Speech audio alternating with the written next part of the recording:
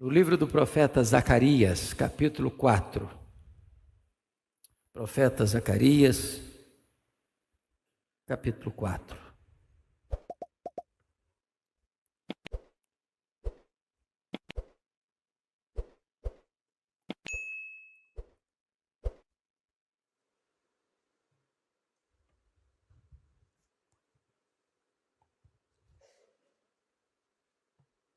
Nós vamos ler apenas o verso 6. E este verso diz assim: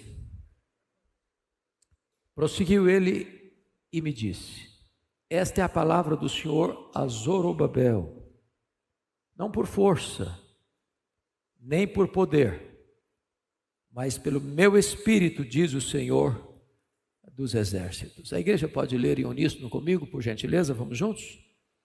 Prosseguiu ele e me disse: esta é a palavra do Senhor a Zorobabel, não por força, nem por poder, mas pelo meu espírito, diz o Senhor dos exércitos. Bom, hoje, diferentemente do que faço normalmente, pregando um sermão expositivo, hoje eu quero trabalhar um sermão temático. Hoje eu quero falar com você, à luz desse texto, sobre a ação do Espírito Santo na vida da igreja. É da mais alta importância na vida cristã entender que nós só temos um Deus, subsistindo em três pessoas distintas: o Pai, o Filho e o Espírito Santo. A nossa salvação é uma obra da Trindade. O Pai nos escolheu, o Filho nos redimiu e o Espírito Santo é quem aplica esta obra da redenção em nosso coração. Consequentemente, a igreja não existiria sem a obra do Espírito Santo.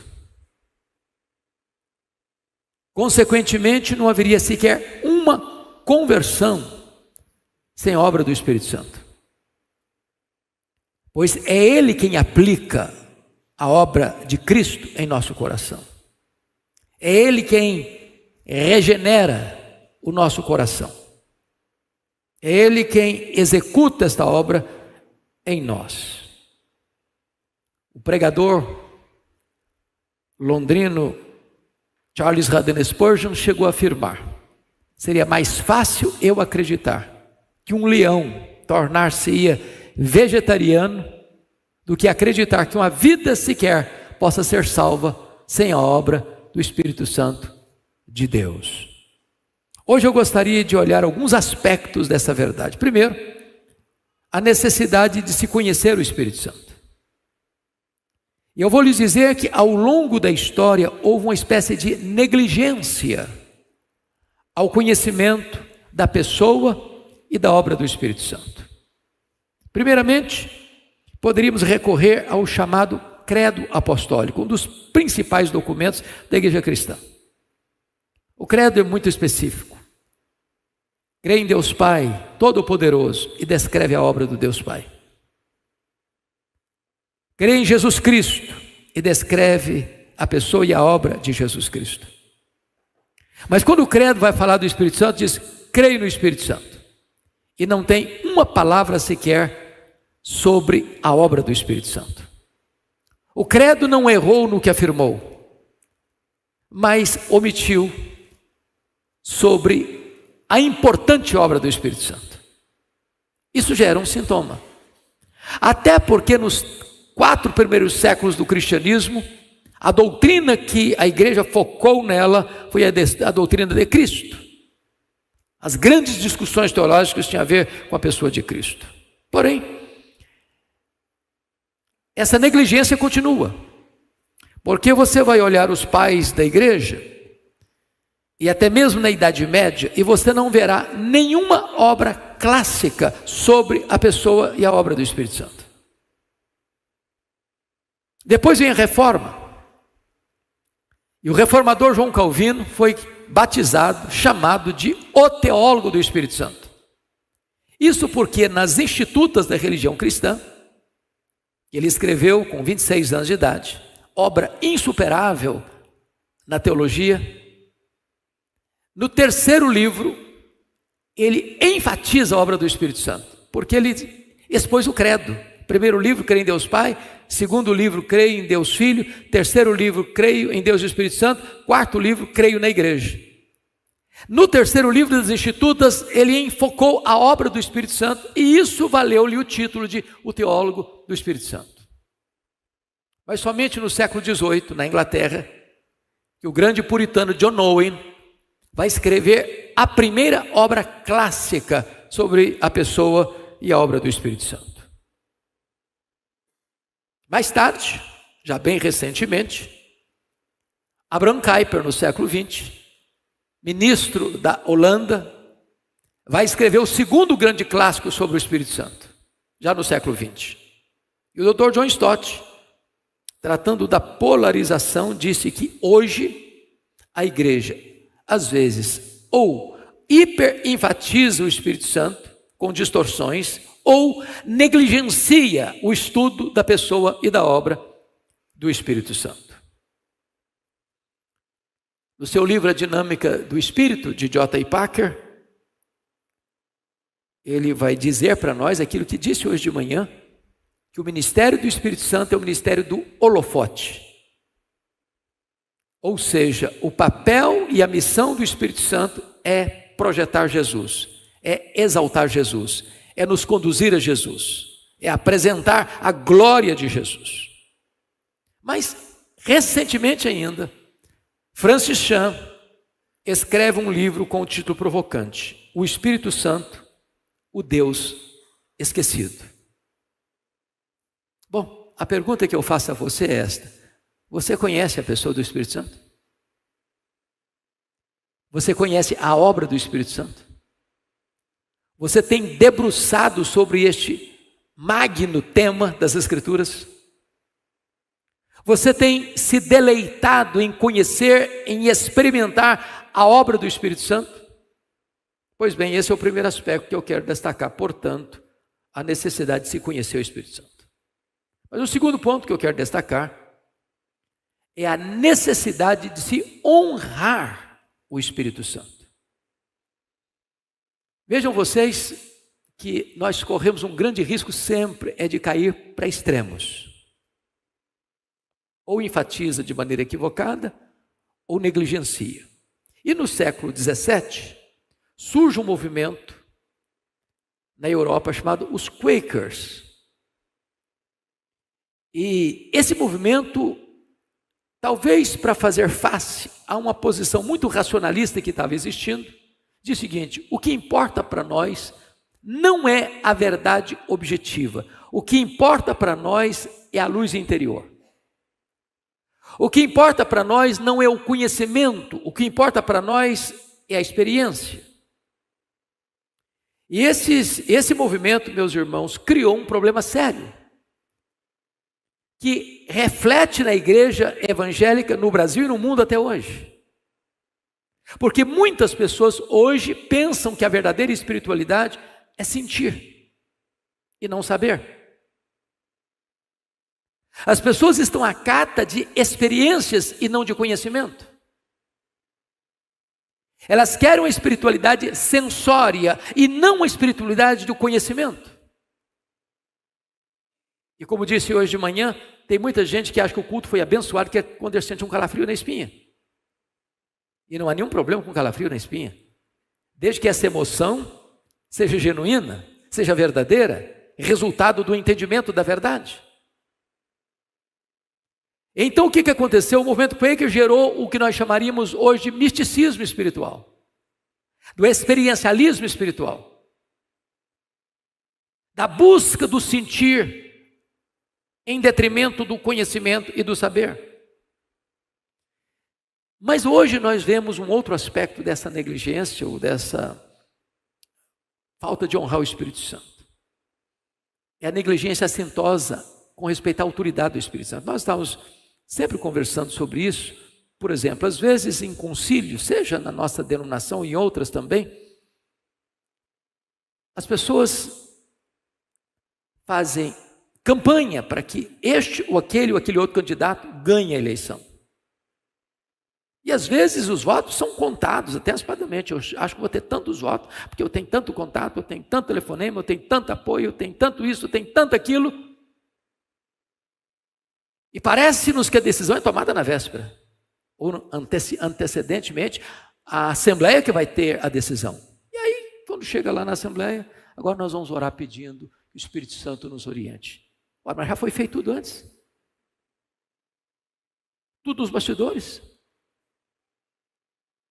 Precisaríamos nós, entendo eu, voltar à simplicidade do Evangelho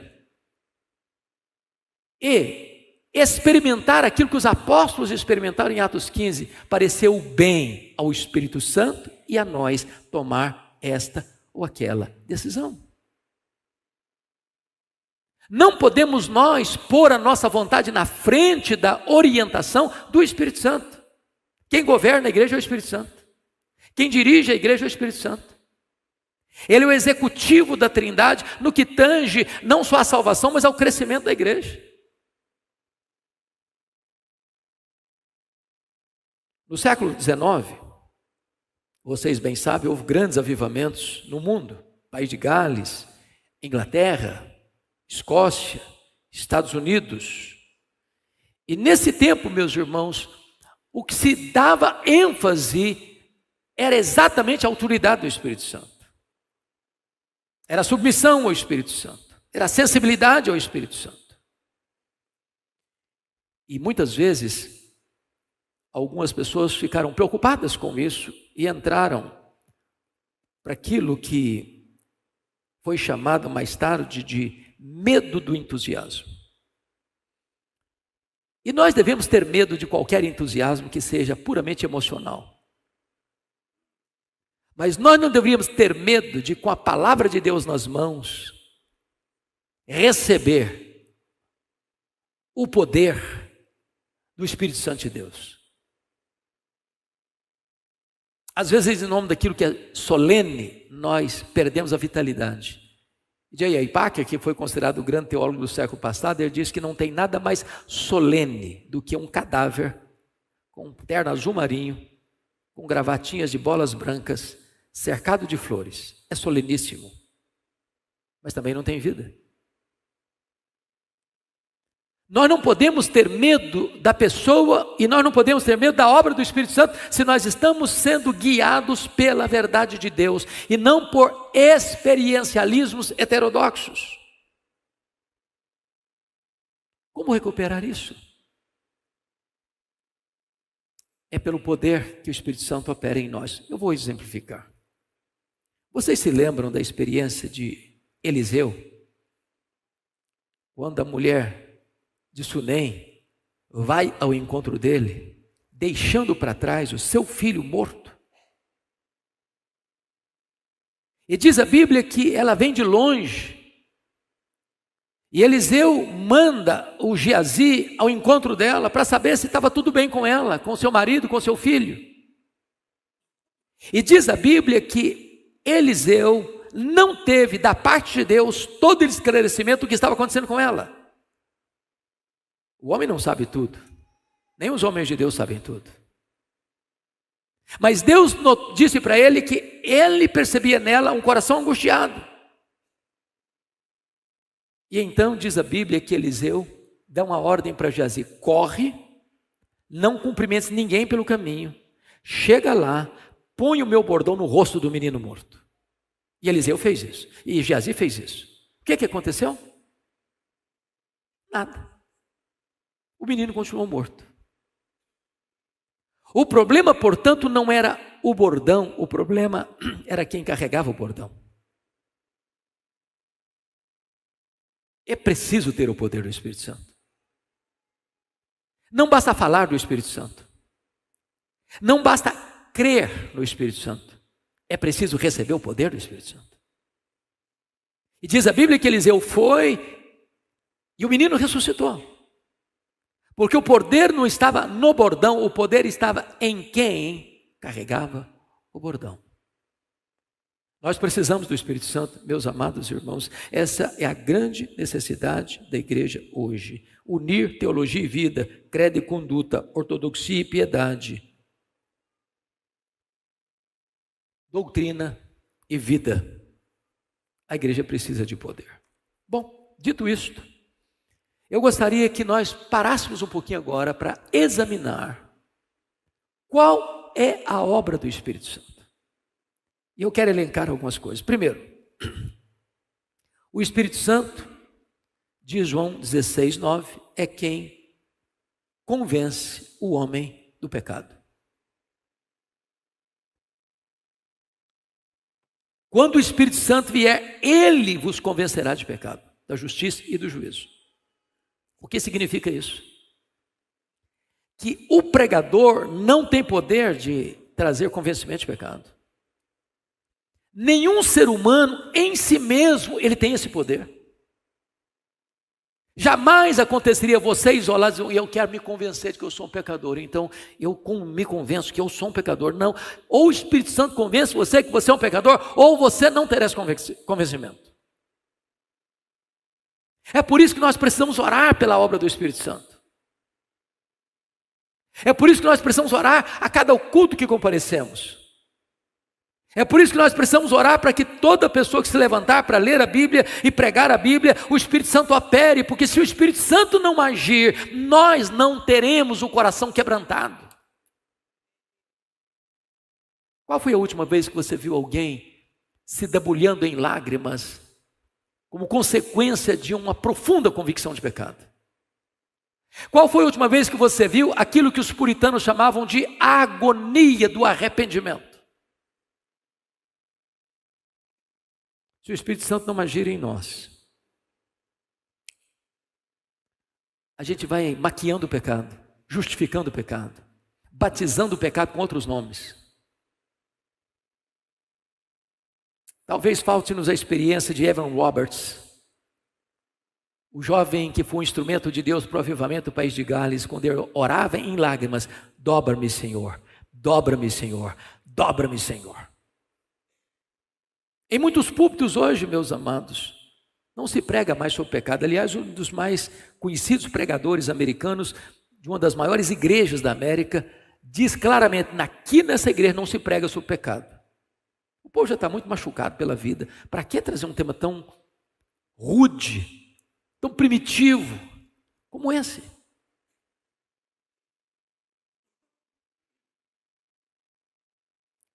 Achei curioso, pastor Arival, que uma igreja estava recebendo um convidado, vivendo uns dias complexos, e aí quando o pregador estava indo para o púlpito, um puxou o paletó dele e disse: olha, não fale aqui sobre jogo, porque tem umas pessoas aqui que gostam de uma fezinha.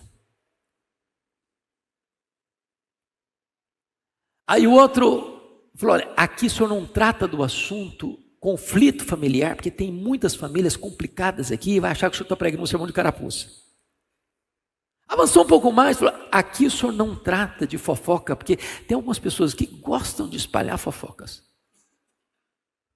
Aí o pregador conseguiu chegar ao púlpito e disse: meus irmãos, eu estou encrencado, porque me falaram que eu não posso pregar sobre isso, eu não posso pregar sobre aquilo, eu não posso pregar sobre aquilo outro.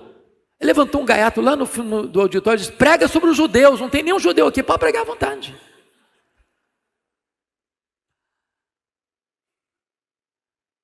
Nós precisamos entender que o Espírito Santo é quem convence de pecado. Isso é obra dele. Segundo, é o Espírito Santo quem nos regenera. Se alguém não nascer da água e do Espírito, não pode entrar no reino de Deus. Irmãos amados, cristianismo não é uma caiadura, não é uma reforma, não é um verniz.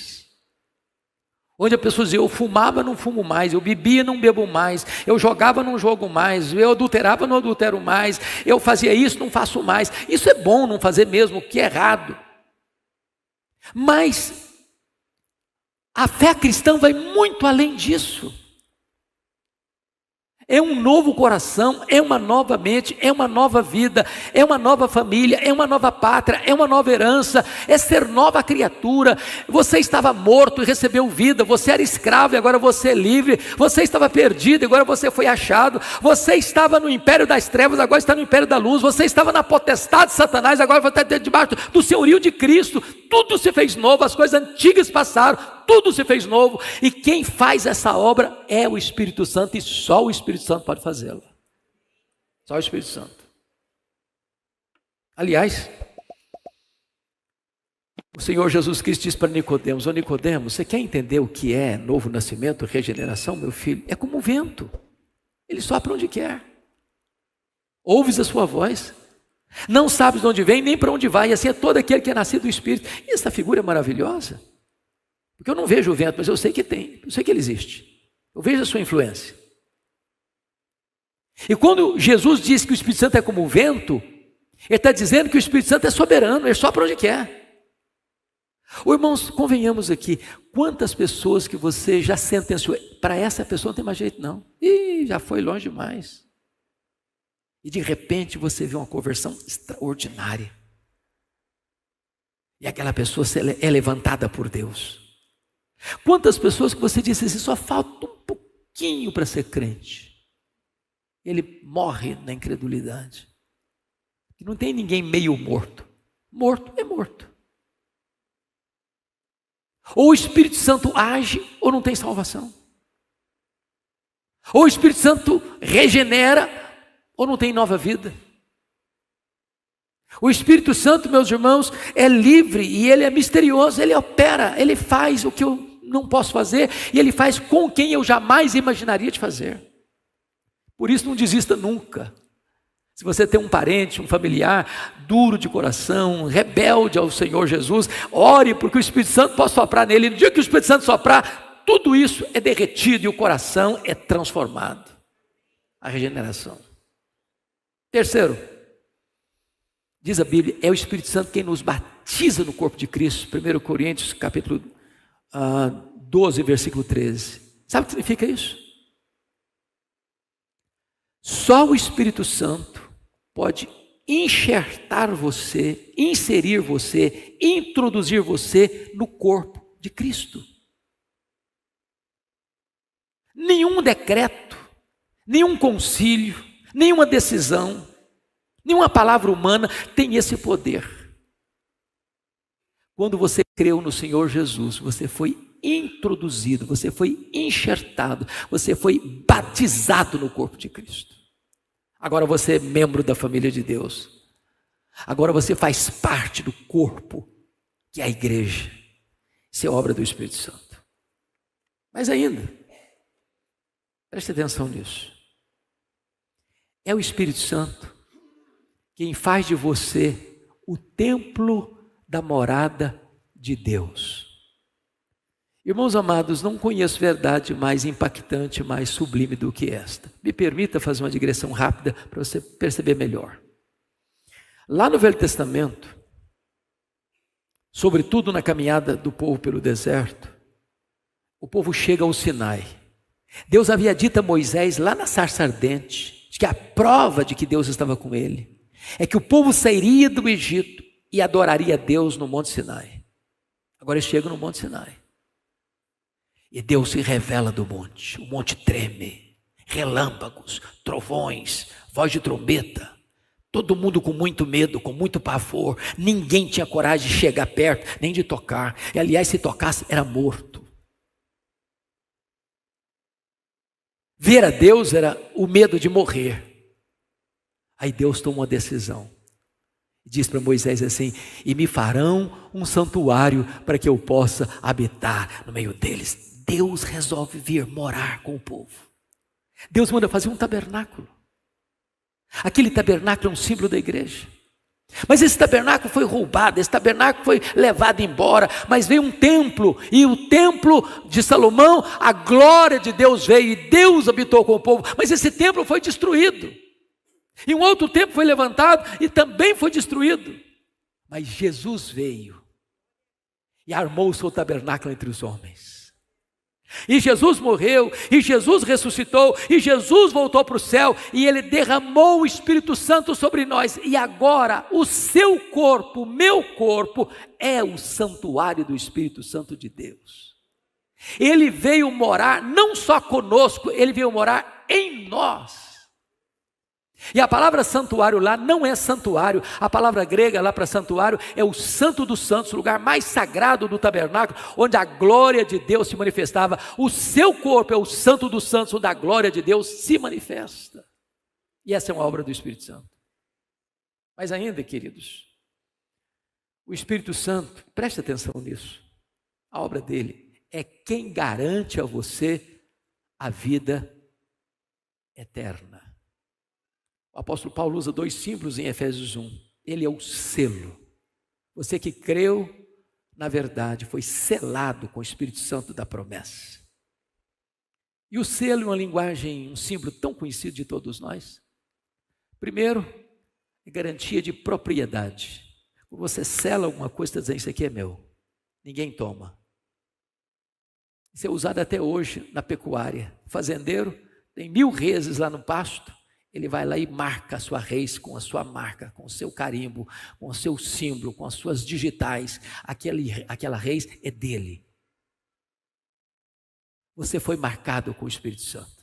Você é propriedade exclusiva de Deus.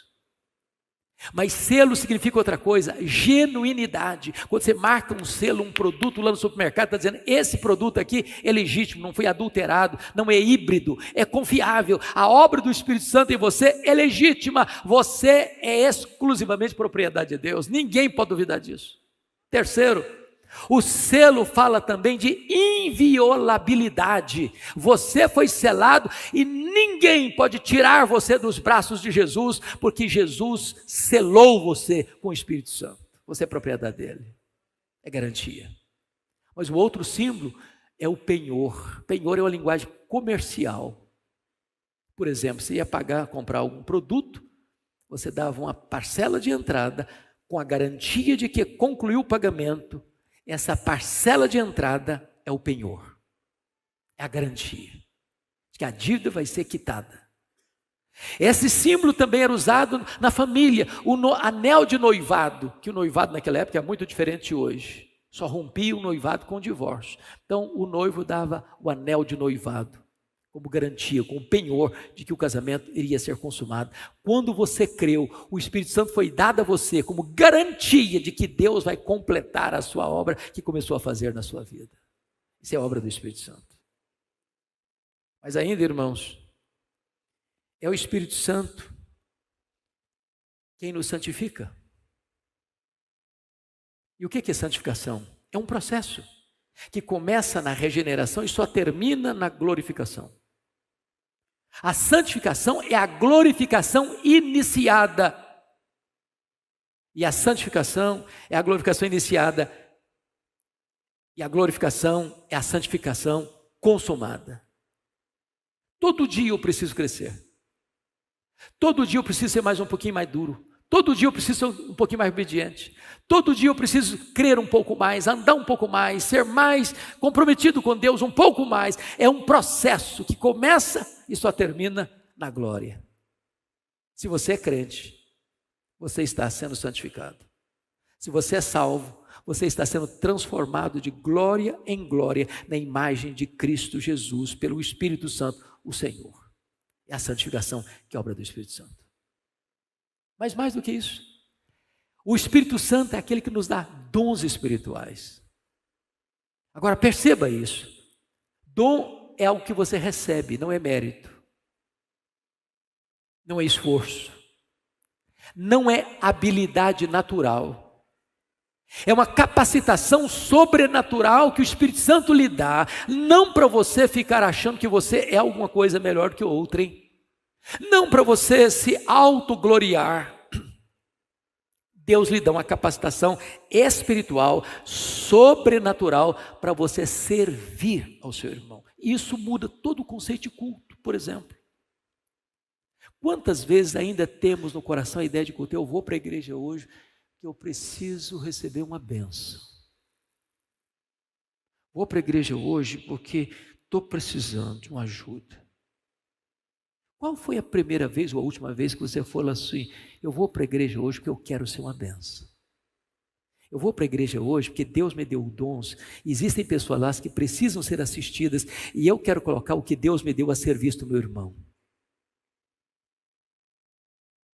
Perceberam a diferença?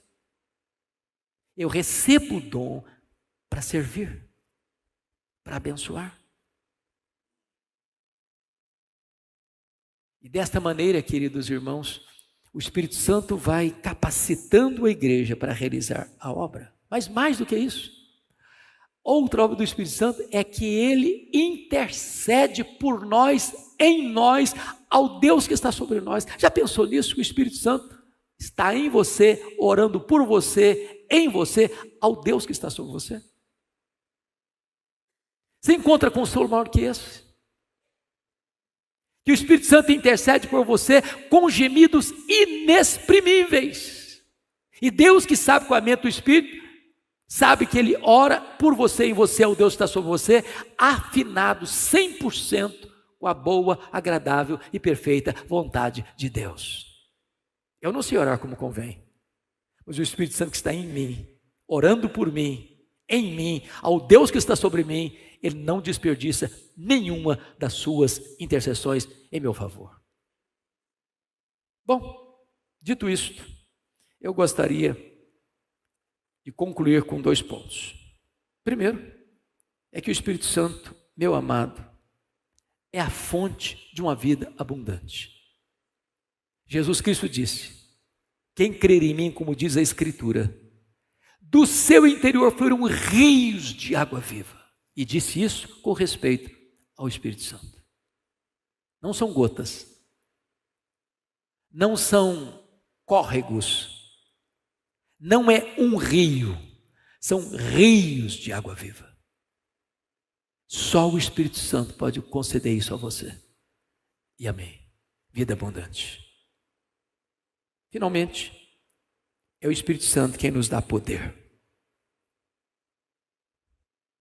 Jesus Cristo, sendo o homem perfeito, não abriu mão desse poder. Ele recebeu esse poder lá no batismo, quando o Espírito Santo desceu sobre ele. A Bíblia diz que, cheio do Espírito Santo, ele é conduzido pelo Espírito Santo ao deserto para ser tentado e vencer o diabo. Diz a Bíblia que, cheio do Espírito Santo, ele retorna para a sua cidade, onde cresceu, em Nazaré, entrou na sinagoga, tomou o livro de Isaías em suas mãos e leu: o Espírito do Senhor Deus está sobre mim, pelo que me ungiu para pregar, para libertar e para curar. E no poder do Espírito Santo, ele realizou o seu ministério. E ele não permitiu que a sua igreja saísse para fazer a obra sem antes ser revestido com esse poder. Primeiro Jesus envia o Espírito Santo à igreja, depois Jesus envia a igreja ao mundo. Ele disse: permanecei na cidade até que do alto sejais revestidos de poder. E disse mais: e recebereis o poder ao descer sobre vós o Espírito Santo. Hoje você e eu precisamos desse poder. Não há cristianismo sem poder. Não há testemunho eficaz sem poder. Se estamos sem esse poder, não é porque não existe esse poder. É o mesmo poder que ressuscitou a Jesus dentre os mortos. É o poder que está à minha, à sua, à nossa disposição ainda hoje. Essa é a obra do Espírito Santo. Eu quero concluir trazendo 3 alertas para você e para mim. O primeiro alerta está lá em Efésios 4:30. E não entristeçais o Espírito Santo de Deus. O Espírito Santo é uma pessoa. E quando você peca, o que é que você sente? Tristeza. Sabe por que você fica triste? Porque o Espírito Santo que está em você fica triste. Agora, por favor, preste atenção nisso. Se você está nesse auditório nos assistindo aqui, você cometeu uma transgressão, um pecado, e não sentiu nenhuma tristeza, nenhum pesar. Se as coisas já estão no piloto automático e você faz o que entristece a Deus e não está triste, põe a boca no pó. Você precisa de conversão. Toda pessoa convertida, ao pecar contra Deus, fica muito triste. E enquanto não confessa o seu pecado, enquanto não recebe o perdão de Deus, não tem paz no coração. Então, a ordem é: não entristeça o Espírito Santo. A segunda orientação bíblica está lá em 1 Tessalonicenses 5,19. Não apagueis o Espírito. A ideia é que o Espírito Santo é como um fogo. E como é que você apaga um fogo? Tirando o combustível. Como é que um crente apaga o Espírito Santo? Quando ele para de ler a Bíblia, quando ele para de orar, quando ele para de frequentar assiduamente a casa de Deus, quando ele retira o oxigênio que alimenta a chama, o Espírito Santo é apagado na vida dele. Mas a terceira orientação, Efésios 5,18. Enchei-vos do Espírito. Enchei-vos do Espírito. E essa ordem está naquilo que nós chamamos de um presente contínuo. O enchimento de ontem não serve mais para hoje. Todo dia é dia de você estar cheio do Espírito Santo.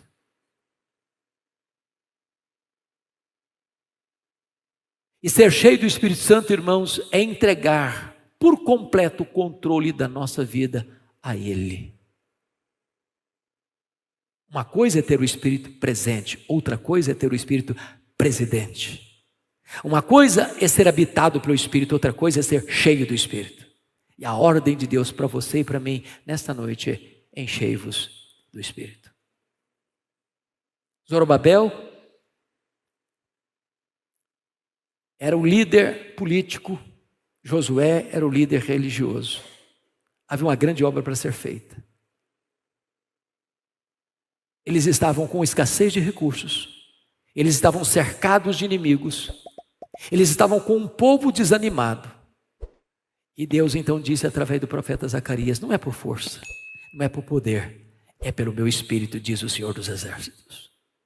Não importa se a sua vida hoje está fraca, não importa se tem muitos inimigos à sua volta querendo desanimar você, não importa se há falta de recursos humanos ou espirituais, agora entendamos isso: a obra de Deus em nós, por nós, através de nós, será feita não por força, não por poder humano, mas pelo Espírito Santo de Deus. Esta é a palavra que eu preciso nesta noite. Esta é a palavra que Deus tem para você